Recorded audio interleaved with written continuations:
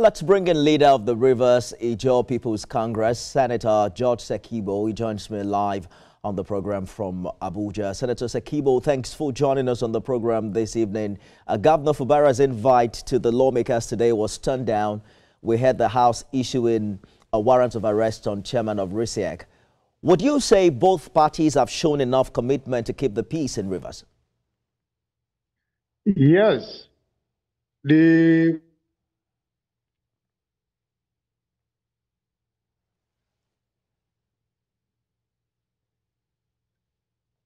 Rivers State House of Assembly and Court. You will recall, immediately after the judgment, they sent a letter of invitation to the governor of Rivers State to appear before them.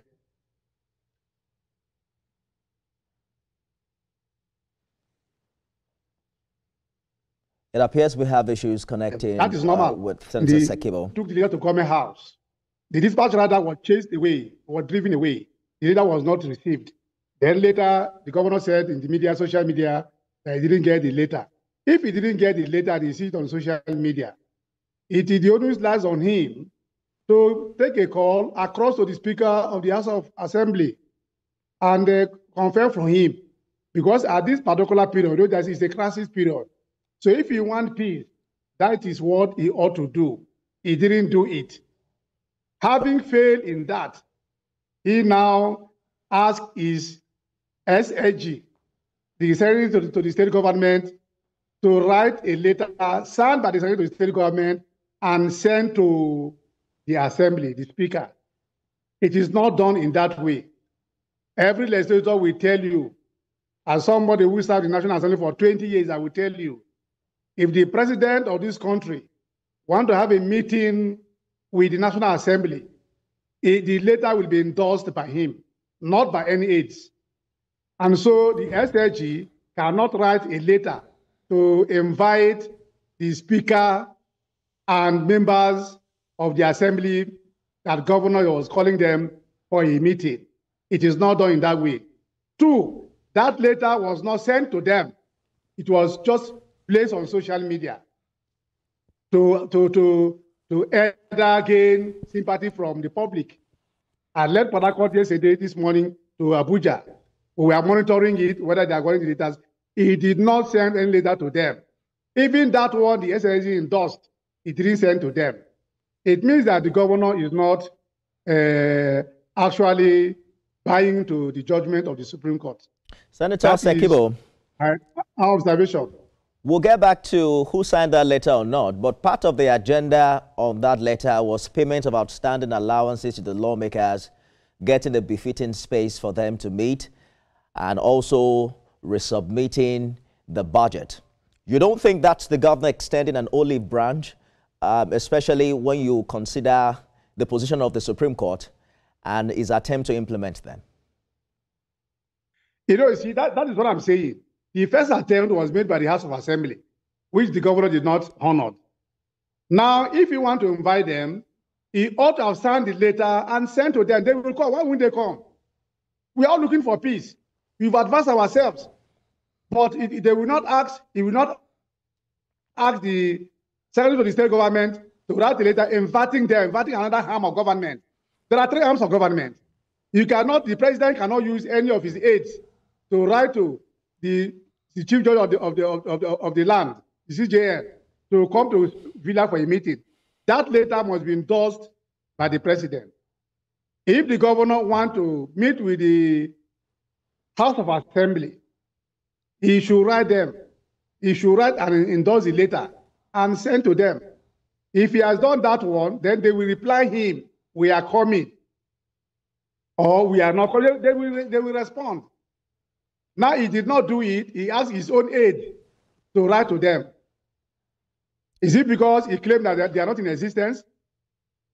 If they are in existence, he knows the rule. He knows the law. He should follow the procedure. Following the Supreme Court judgment, Governor Fubara had a broadcast where he stated categorically that even though he disagrees with the content of the judgment, but that as a law-abiding government is ready to align himself with it. There are now threats of violence and disruption of oil production if the House goes ahead with the rumored impeachment plans. What are your thoughts in this regard, especially when you hear the drums of war and some militants coming on social media to threaten violence in this regard? You would think that both parties would sit up and ensure this doesn't happen. Do you agree, for instance, that an attempt to impeach Mr. Governor will destabilize the peace in Rivers State? See, if the people are concerned about impeachment of the governor, there are legal and political framework within which that can be settled. That cannot be settled by people that are carrying arms, threatening in the forest. That will not settle that one. But the House of Assembly has not even said that one yet. They have not declared that one yet. So why are you preempting them? You are reminding them that that's something they ought to do. They have not said so yet. But even if they have said so, there are legitimate means through which such issues can be handled and resolved. And by legitimate means, what are you referring to? Because the last we heard from Mr. Governor, whether it was on social media or not, he has called for a meeting with the lawmakers, which they declined today, asking him to send it properly. No, the lawmakers did not get the letter. They didn't, in this modern day of AI and all kind of publication, you see a letter on social media inviting you. For instance, as I am now, I see a letter on social media that the president of this country is inviting me for a meeting tomorrow morning by 10. So I should run down there. I cannot run down there. I have to look for a verifiable means because he's my boss. I'm not his equal. In this case, there are two arms of government that in this matter, the executive and the judiciary. If you're inviting the executive and the legislature, if you're inviting the head of the legislature, the head of the other government has to write and sign and send to him. In any case, what is wrong? If the governor places a call across to Honorable Martin Amewule and say, look, my brother, can we meet? Or I want to meet with you people. I send a letter, do you receive it? Somebody who is trying to broker peace, take extra steps. You don't just put a letter on the social media and then sit and wait for them to come while they are not sure whether you are the one that sent that document to them or not. So I think that if the governor wants to meet with them, he should formally write to them, sign the letter by himself, and make sure they receive the letter. They are ready to receive the letter, and they will provide the channels of meeting with him and discuss with him. I spoke last week with former Inspector General of Police Michael Kiro. I wanted to hear precisely what he said about an impending violence in Rivers if the crisis is not resolved. So you want that Rivers State risks becoming a no-go zone if this crisis escalates. Are you looking into a crystal ball or you have access to some intel on this matter? Yeah, I got some intelligence report on the matter, and I feel every good-thinking Nigerian, every well-wisher of Rivers State should look at what's happening in Rivers State right now. It's a matter of time. If we keep quiet and allow things to go the way they're moving, it will be a very bad story for Rivers State and bad story for Nigeria. Because I've been following up what's happening, and I have my intelligence report also. I'm monitoring both the gladiators and also the people themselves. The citizens of Rivers State are not at ease at all. The youth are not at ease at all.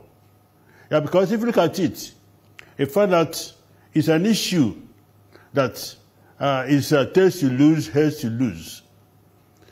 Nothing both parties can do will benefit both parties at the end of the day. The citizens are suffering. Look about it.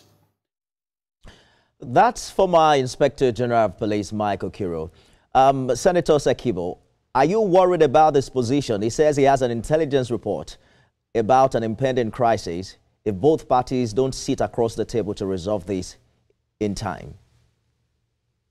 Well, just like I mentioned, those who are planning hailstone and brimstone, they are from Rivers State.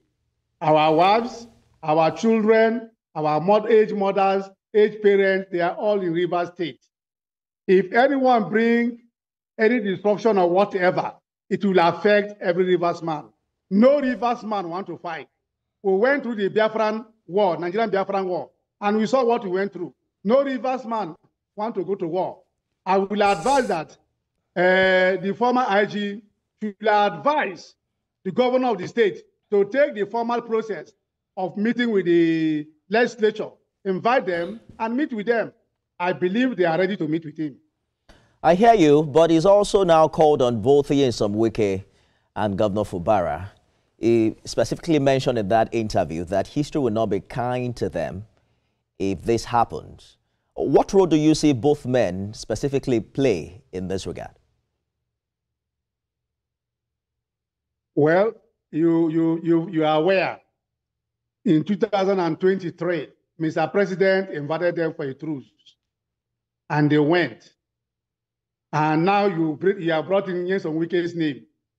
Nyesom Wike and and his members accepted whatever the president said. But the governor, who said he accepted, after a few days, turned his back on it, that it ought not, it is against the Constitution. The truce was unconstitutional.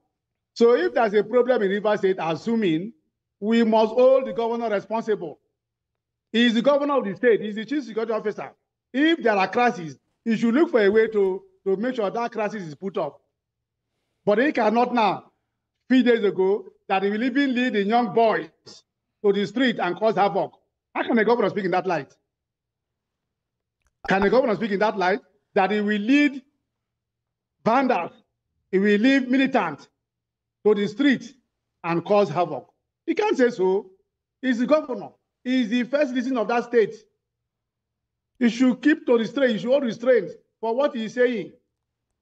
He's leading people, professors, academicians, people of all classes. Today he's the father of Rivers State. All of us is our father. No one denies him. No one denies him.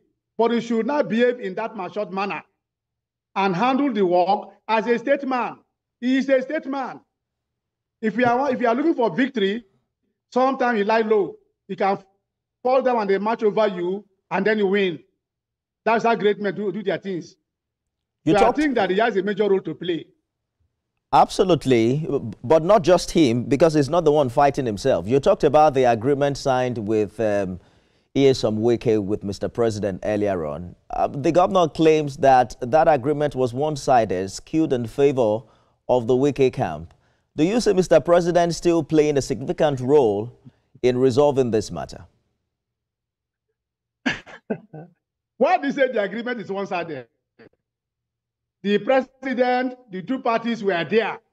If the agreement were one-sided, those people who are against the agreement, which is one-sided, should have pointed it out. Mr. President, we are before you.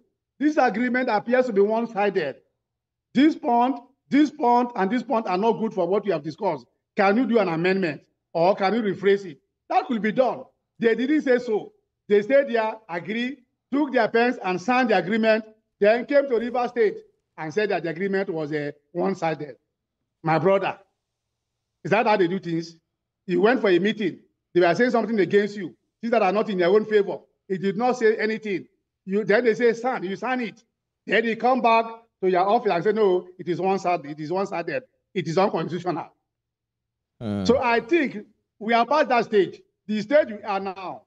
Let the governor of the state formally invite the members or the Speaker of the House or the members of the House in writing by himself. Let us sign it. He's the one to sign it. If you are making peace with you, I can even call you on the phone. What is wrong? If he takes his phone and call the Right Honorable Martin, what is wrong? There's nothing wrong. He can even say, I call him, he tried 4 times, didn't pick. And the public will sympathize with him. The public opinion will be in his own favor. But he has not done that. He is the leader. See, whoever is fighting with him is the leader of the state now. He's the governor of the state. So he must do whatever is possible to bring peace to that his own state. I hear you, Senator Sekibo, and you're talking about the means of correspondence between both parties. But I'm concerned if there is still room for dialogue and a political situation or solution to this matter, because we've heard one of the parties say over his dead body, he wouldn't forgive the other party. Do you still see a room for dialogue in this situation? Yes, there is. There is.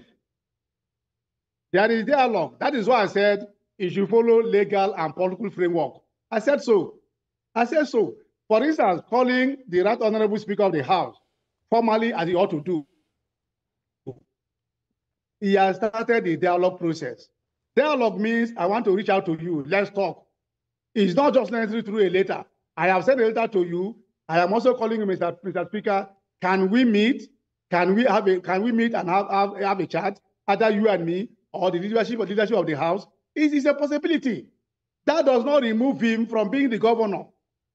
Even if he lies down on the floor now and somebody marches on him, he's the governor of the state now. So nothing removes his strength, nothing removes his power, nothing removes his authority. But he has all the opportunity to bring peace to the state. Now, the onus lies on him. The doors are open for him. The judgment will come out clearly. Let him do what he ought to do. We hear that the Ijaw people are sharply divided as regards this crisis. Why you hold solidly behind this position? We're also hearing other figures who are in support of Governor Fubara in this regard. What do you consider the political way out? I hear you say call the right honorable. It's okay to call, but it also matters what is being discussed and the demands put on the table. What are the political, alternatives for the Ijaw nation in this regard? The Ijaw nation has, as at now, the cross of the matter is in the hand of Mr. Governor, not even the Ijaw nation. When the president invited both parties for a dialogue and then they reached those agreements, the president of Ijaw National Congress, Professor Benjamin Okaba, says that it was unconstitutional. We went to him, River Ijaw People Congress, drove from Port Harcourt, over 200 persons, went to meet with him in Negua, in Ijaw House. Don't do so early. These are the results it might likely bring in. After him, we met with the president of Ijaw Youth Council. The same day, we met with them. A week after, Professor Okapa came to my house and met with some of the River Ijaw People Congress members in my house and promised that within a week or two, he was to bring every person together and see how all of us will now move to Nyesom Wike, the former governor, and then move to Sasimilari Fubara, the present governor, and how we can resolve the matter. Till today, we are waiting for him. He has not done it. But he's staying in Negua and planning putting up threat in River State. So you see, they have already failed. For me, this matter can be handled between the governor and the speaker. They can do it. All right, we have to go now, Senator Sekibo, but you have mentioned the governor's efforts a couple of times. You seem to have completely forgotten the role that former Governor Wike plays in all of this. You don't think he has an obligation to also extend an olive branch? Look, my brother, the judgment the Supreme Court handed down recently does not mention Nyesom Wike's name, former Governor Nyesom Wike's name. It mentioned practically the state governor several times. All right. And then it mentioned the Speaker of the House of Assembly and members of the Assembly. It mentioned council chairmen that were illegally sworn in and all that, and use of government funds. Nyesom Wike's name was not out. So that is why I'm saying that primarily this matter is between the governor and the speaker or the members of the State of Assembly. Let him take the right steps in the right direction. All right. And approach them. I believe that they will listen to him. They will hold dialogue with him. They may meet with him. They cannot say they will not meet with him. Because they are not looking for peace. Good place to leave it. Senator Sekibo, leader Rivers Ijaw People's Congress, thank you so much for talking to us. Thank you very much. Thank you very much. The conversation is on Rivers State. There has to be a way, and the call for peace is also loud for both sides. That's our show today, everyone. You can watch it again at midnight and at 6 a.m. tomorrow. I am Nifemi Oguntoye.